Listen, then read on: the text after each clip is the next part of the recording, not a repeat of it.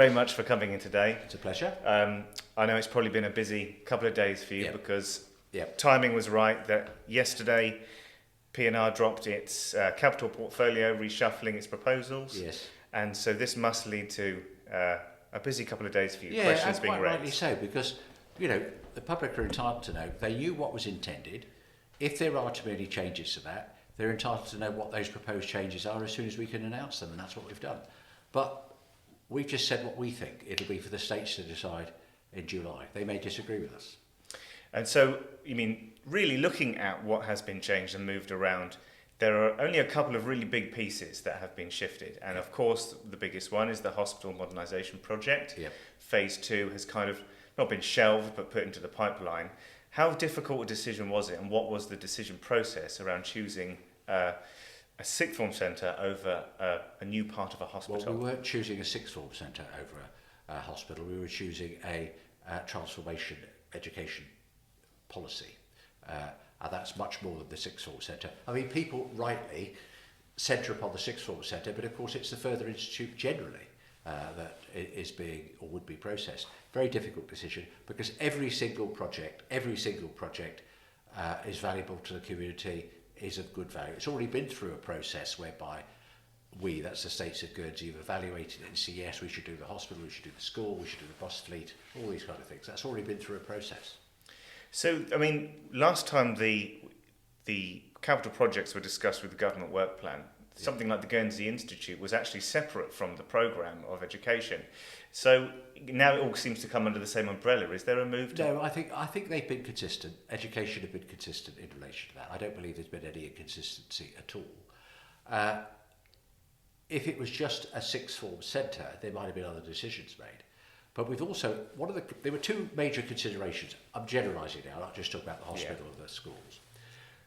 The first is the building industry. Anybody who lives in Guernsey knows the building industry is red hot. You try and get a builder to do anything, and they are genuinely very, very, very busy. So if we were to put two major projects, in other words, hospitals phase 2 and 3, because it's been joined together, and the schools project together, that would be hundreds of millions of pounds coming onto the market, the construction market at the same time. And there aren't that many good, competent builders of that size. We've got lots of good, competent builders in Guernsey, I don't mean that, but of that size who could manage that kind of project. So that was one consideration. And the other is decisions have consequences.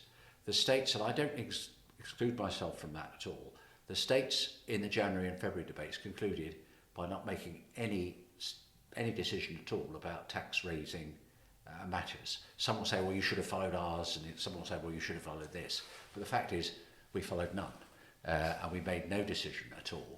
And that means we're not going to have the money going forward to do all of these projects, even if we wanted to, without borrowing significant sums of money. I was going to touch on that specifically. I mean, has this some of it seems a little bit brutal, I suppose, but kind of necessary. But is it really a direct consequence of the GST stalemate? It's certainly a consequence. It's certainly a significant consequence. It's not the only consequence, because the other one is what I've said about resources. It's not only money.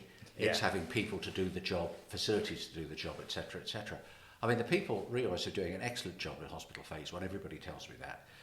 And I thought they were going to be completed late summer of next year.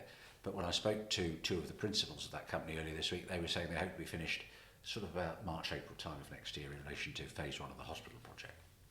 So what kind of time frames are we looking at now with these projects that are being moved?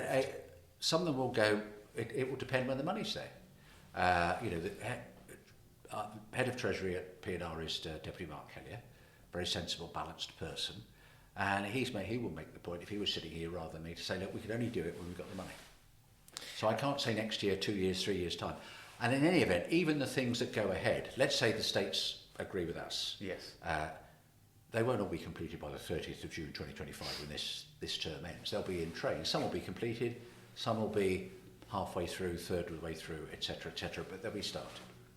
And so it's been about a day now since your proposals were made public, I suppose, and presidents of committees have got to get to grips with what that might mean. Yeah. I mean, what do you make of the feedback so far? Because clearly HSE, unsurprisingly, is we spoke to Health and Social Care, Deputy Murray and I, as representatives of P&R, just make sure I get it right, last week. We told them last week-ish, I can't remember exactly the day, that we went and see them and said, look, this is likely to be the choice that we make. We don't like making it. It's not one that we say yabba dabba do to. It's a difficult decision, but this is the decision. And naturally, but very constructively, and they may disagree with us, and they may advocate otherwise, and they may or may not be successful. It's a civilised, balanced conversation. And I wanted to wrap my head around a little bit about the review scoping solutions column to this. What does that mean for projects like Smart Court and the bus infrastructure, the fleet being phase 3 of that? It means we've got these like 4 columns now, which we sent out with the media release yesterday, and those are in the furthest away column are going to be delayed significantly. What happens if your proposals fail? Well, then we'll have to. We are in a democracy, so whatever the states decide in July will have to be implemented. So let us just say, the states say all these projects have got to go ahead. We don't care what P&R have said. Every single project's got to go ahead. We will be saying, well, we don't have the money to do them all, so therefore you, the states of Guernsey, basically telling us that we've got to go out and borrow money. That'll be difficult. I mean, the states can borrow money, but it'll cost a lot of money. Yeah. And it's like our own personal circumstances. You don't borrow money unless you feel you can repay it. It would take us a long time to repay it. And talking about borrowing money, I'll move on to another topic entirely, and it'd be remiss of me not to bring up Condor. I know you probably expected me to start a conversation about this, because I know last time that me and you had a conversation in this format was maybe a year and a half ago, and that was the first time I think you said you wanted to buy a boat. And now we kind of have, in a way. Are you happy with the process? I'm not being coy, but I'm restricted as to what I can say, because the decision, P&R were authorised by the Civil Contingencies Authority to go ahead and effect the transaction, to complete to go ahead with the transaction, because under the terms of the Civil Contingency Law of 2012, it was deemed that it fell within the provisions of that law. We received legal advice, but we're very restricted. I'm chair of the Civil Contingency Authority, and the other permanent members are Deputy Ferbrache, Home Affairs, Deputy de Sommeray as Environment and Infrastructure, and Deputy Barrard as Health and Social Care. We're the 4, if you like, permanent members. If one of us is sick or can't make it, our Vice President attends. Also, in this case, there were 2 meetings, and in the second meeting, representatives from Alderley and Sark were also present. But I'm not allowed to say, well, if I am permitted in due course to tell you and the media more, I will do so. I can't really say much more than that. So the exact nature of any potential emergency, is that something that we'll ever know? Because I think you will in due course, but it's got to be, it's a bit like, we've done a review, haven't we, in connection with COVID. Yes. The only time in recent years, say for this instance, that that the Civil Contingency Law has been used is for COVID in recent years, and we're going to do a report saying what we will be permitted to say to the public and the media. I would envisage that we might be able to do that in due course, but we can't do it yet. So those conversations, they didn't involve Condor then, really? No, we didn't. I mean, the conversations, well, I can't say too much because I'd be breaching the provisions of the law, but Condor were not in the room with us, figuratively or literally, when we had those conversations. They were just waiting for funding for a boat, I suppose. Well, Condor, I mean, what we can say, which in the public domain, is that Condor have been looking for a boat, because that's been in the public domain for a long time. So, talking about the funding of it, now that we've got to a point where it's being funded through a loan from the bond, a loan to Condor, and joint funding from both Condor and the States of Guernsey, there must be a future where we see a service level agreement, because we don't have one at the moment. Am I right in thinking that? You're right. We've never had.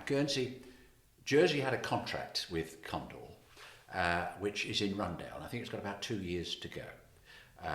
And wind down, whatever terminology they use. So it will expire in a couple of years' time. We never had one. We had a memorandum of understanding. But effectively, albeit not strictly legally, I mean, everything we did was legal, but we follow those arrangements. We definitely need, we Guernsey, need a proper service level agreement with Condor going forward, and an agreement. What I would like to see, and I know my colleagues, both in P&R and I think generally in the States would like to see, is a tripartite agreement between us, Jersey and Condor. Is that a conversation that's happening? Well, we've had, in the 2.5 years or thereabouts that I've been President of Policy and Resources, stroke Chief Minister, we've had lots of conversations with Jersey, and those will continue. I cannot say that they will bear fruit tomorrow, next week, next year, but I hope they will in due course. Has the purchase of a ferry through a facility like a loan from the bond, has that impacted capital portfolio projects at all? Because I know some of in the past when we discussed funding capital projects, undoubtedly there'll be less money. Yeah, of course. Yeah. Of course it will. But that wasn't the major cause, or indeed a significant reason for the decision that we made, and which the states can either accept, reject, or amend. Yeah. It was the overall, the two, as you identified at the very beginning, or near the beginning of this conversation, there are other consequences. But the two major projects in that capital portfolio are the schools and the hospital. Yeah. They're the two. Everything else is still going to cost a lot of money, but those are the big costs, and those are the ones that need builders. I mean, the boat is built. And the boat is it's on its way. I've heard it's on its way. So, I mean, you're happy that we bought because this was kind of your... I'm happy with the arrangements, yeah. I think it's in the best... we can only do so if we were authorised by the CCA. It's in the best interest of the Bailiwick. I did want to ask, I don't want to bang my head against this all too much, the investment fund conversation, because I know it's an opaque fund and we can't ask too many questions about what goes on inside it, and I understand that is the situation. Yeah. Because that was the initial way that this was going to be funded. It was. My only question, that I'll only put one to you today about this in particular, is that the GIF was always set up to be at arm's length from government. Absolutely. And so I'm trying to understand how the conversations between P&R and GIF could have possibly happened, where it seems like really parallel thinking. Is it truly a coincidence that GIF wanted to invest in a boat as well as P&R wanted to buy one? No, I think they're quite separate. GIF is there as an investment fund, because that's what it says it is. Yeah. It's an investment fund. It must have concluded independently that the purchase and lease of the boat, whatever arrangements it was going to do, was a good investment for the money it expended. Because if you're an investment fund, you tend to invest your monies in things that are going to earn you an income and things that are going to be safe. They're the commercial people. They would have had that independent advice. I personally, I've made it very clear over a period of time, I always thought that we the Bailiwick, I don't mean we needed to own it, but yes, we, the Bailiwick, if you like, in the wider context, needed a fifth vessel on the route. And so there was never any conversation between you, P&R, and the managers of the fund? I certainly haven't spoken to, I'm just making sure, because you have so many conversations, somebody said, well, you actually spoke to me 2 years and 3 months ago. Yeah. I don't recollect any conversations, certainly none recently on this with GIF. Okay. And myself. I'll move on from that. I'll move on to a collaboration between Guernsey and Jersey. Yep. Because part of the conversation, I won't touch base on it, was whether Jersey was involved in the conversation. We've touched on a joint agreement perhaps in the future with Condor.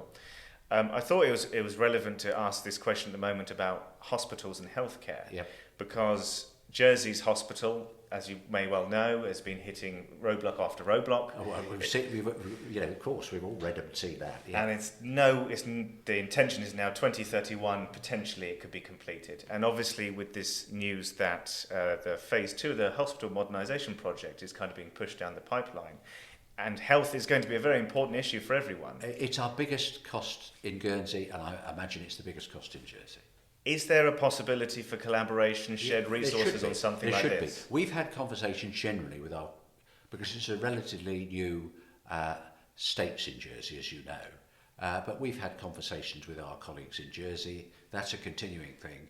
We would very much, and I believe they would too, because our conversations they haven't reached any detail yet because it's still early days, but our conversations have been fruitful. I would hope the kind of thing that you've alluded to me, makes great sense. Can we do this part of can we do orthopaedic surgery here and they do that kind of surgery there, therefore we don't need these facilities there but they need them there and vice versa. That to me is the kind of conversation we should be having. Because joint working is a conversation that has been debated for a long time. But it's never really worked. It's never really come across, and I know Jersey is now facing a money val inspection. Yep. Guernsey's facing one as well. In a year's time, yeah. And Jersey's coming in with a new CEO. I mean, are these opportunities to get involved with joint? Yes, they are opportunities, but I can only say I had a good relationship with the previous Jersey administration, but I can only say from this new administration that I believe we've got good relations with them, and the intent is to to do things with them. As to what we're going to do and how we do it, that's still to be discussed. But I think we've got that intention. We've been busy at the moment and they've been busy, but what we mustn't do and they mustn't do, and I don't think it will happen, is just say, well, we're too busy to talk to each other. Because we've had some conversations, we're going to have some more. That's fantastic to hear. When I want to touch now, move on to perhaps talking a little bit about the Assembly, about politics in general in the island. You're more than 2 years now into 2.5 years, 2.5 years into your stint as president, is as part of this Assembly. When I left, I know we've talked about this outside of this, I left for 6 months to go on a sabbatical. When I left, tribalism and kind of a split state seemed to be evolving. Having come back, well, I think Matthew, to be fair, it existed in there was an element of that in the last states. Yes. I can only say, I'm only speaking for Peter Ferbrache, not for anybody else. In the last states, I voted on every issue on what I thought was right. And I remember on one or two occasions, the PNR of that day got 8 or 9 votes on a particular issue, and I was one of the 8 or 9 votes. But equally, if I thought they were wrong, I voted against them. I didn't vote against them because it was Deputy St Pierre or Deputy so-and-so. I voted against the issue, or for the issue, because on the merits of the issue. That's the way it should be. Do you feel like this Assembly has the potential to pull in the same direction eventually? Well, I think now we've only got 2 years to go. We're to end of June 2025, so just over 2 years to go. And we're going to see that we've really got to make some difficult decisions. And we didn't, and I don't exclude myself from that at all, we didn't cover ourselves in glory in the tax debate in January and February. Have the ramifications of that stifled decision really fully been felt? Is that going to impact other things? I think that's a good point. I don't think it's fully been felt yet, but I think it will be felt. So we've touched on it now that you've been in this role now for more than 2 years. Yeah. I remember last time we spoke, you said this will be your term. Yeah. You won't come back. I mean, is that still your intention? Well, I won't come back. Certainly, as you know, the Constitution of America was changed. I think when President Truman was president, you could only do 2 terms. Guernsey, we don't have that. You could do 10 terms if you were elected. I think 1 term is enough. I'm not suggesting there be a rule, because some people, there might be circumstances whereby you do more than 1 term. But for me, 1 term as doing the role that I'm doing is enough, I think. You have now plenty of experience with Guernsey's government and how it operates. Do you think our structure of government in Guernsey facilitates the decisions that you would like to make well? No. I think and I said it a long, long time ago, well before I came back in the States, because I was in the States from 94 to 2000. Yes. And then I left voluntarily. I say that I wasn't deselected or anything. But I left for a long time because, I was a busy advocate, family circumstances, etc., etc. Came back in 2016. And the world has changed over that 16 years. You've got to move more quickly. We're scrutinised more from afar. I think, and I've been saying it for a long time, we need an executive form of government. Do you think that's possible? I mean, how would you bring that in? I think it's possible. Everything's possible. Is it likely in the foreseeable future? No. Because I don't think people will... People say, I mustn't lose my power, we've all got... But where the island is... when we had COVID, which was a terrible thing and wish we never had it, and we had the Civil Contingency Authority, I'm not suggesting you have that kind of mandate forever. But, when Deputy St Pierre administered that for the first 8 months, it was done well. And I think I then took over and we had the second wave of COVID and we then had to go back in. We weren't totally free from restrictions anyway, we had restrictions, but we had to impose more severe restrictions and another lockdown. And then we had the long process of coming out of it, and that took about 16 months. And I think the states generally and the CCA members acted very well during that time. I think we needed a more democratic form of it, not for the emergencies, because in an emergency you've got to have that kind of quick decision making. But I think we went from that to the extreme where every decision is challenged to the nth degree, and I don't think that's helpful or practical in the 21st century. Because I was going to ask you, is there anything that you would change? And it sounds like that is... I think we've got too many deputies. I know a lot of people say we haven't. 38 deputies for 63,000 people. Yes. That's, 1 for about every 1,700 people or something. And we don't have parishes anymore or electoral districts. We're all island-wide deputies. I think that was a good change. I was one of the advocates for it. But I think we could reduce it to I'm making this figure up just for the purpose of this, without any detailed analysis. I think we would reduce that to 25 deputies. We can have executive government. Because after all, this is slightly unusual. This is a 4-year, 8-month term because of COVID. Yes. Normally it's a 4-year term. So at the end of that 4 years, if the people of Guernsey think that Mr. Bloggs or Miss Smith, who've been President of P&R, Chief Minister, has made a mess, they kick him out and they get somebody else in. That's democracy. But I think 4 years is not too long. That's the period in America, that's often the period in Britain. I know they've got 5-year terms, but it's often a 4-year election. And I think that's what you should have. You should have the confidence to give those people who you elect the mandate to run the government for that period of time. Would you like to stay as a state's member, not necessarily a president? And I've waxed and waned on that one. That's a really good question. Yes, no, yes. That's where my mind goes at the moment. It's 2 years off. I'll make a decision nearer the time. It may well be that I'll say no. To some people I've said yesterday no. To some other people today I've said yes. Figuratively, I mean, it will depend.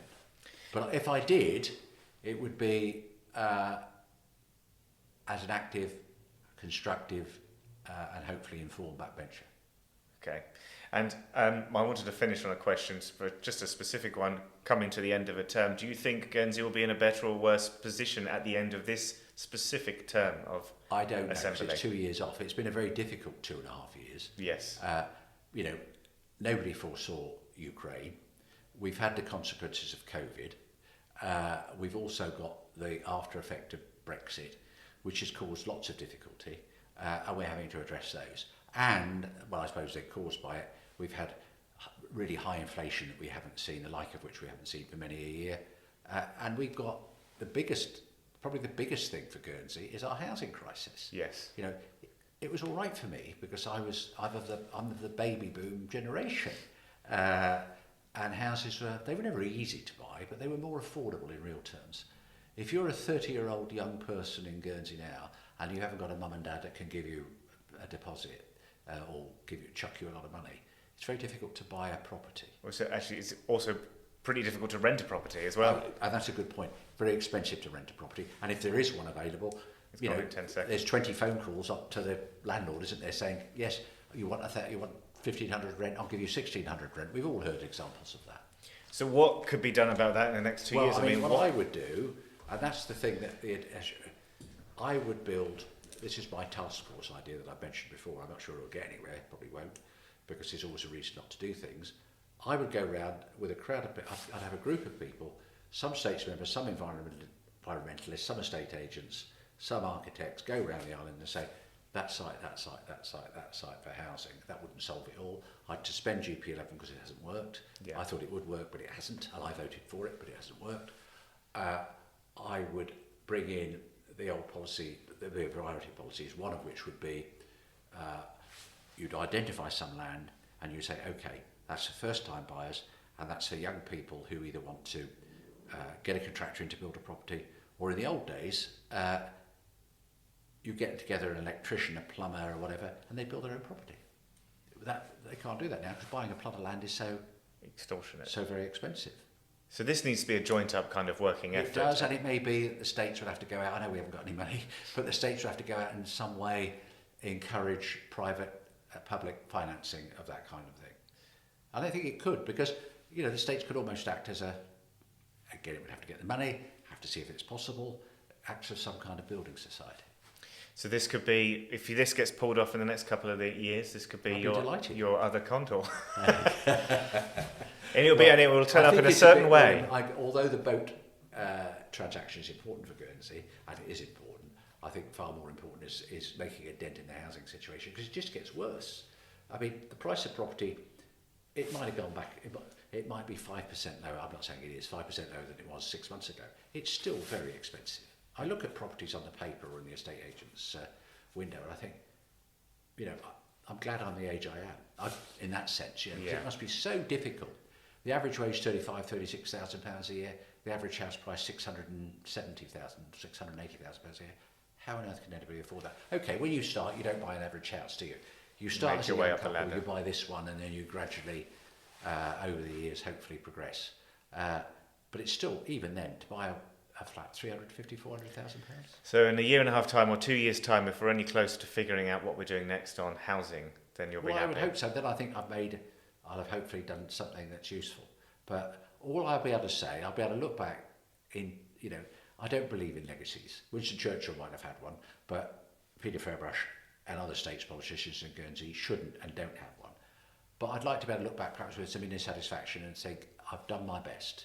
Whatever decisions I've made genuinely and in the best interest of what I think they are. And if other people disagree with me, that's fine. We live in a democracy. I don't pretend I'm right all the time.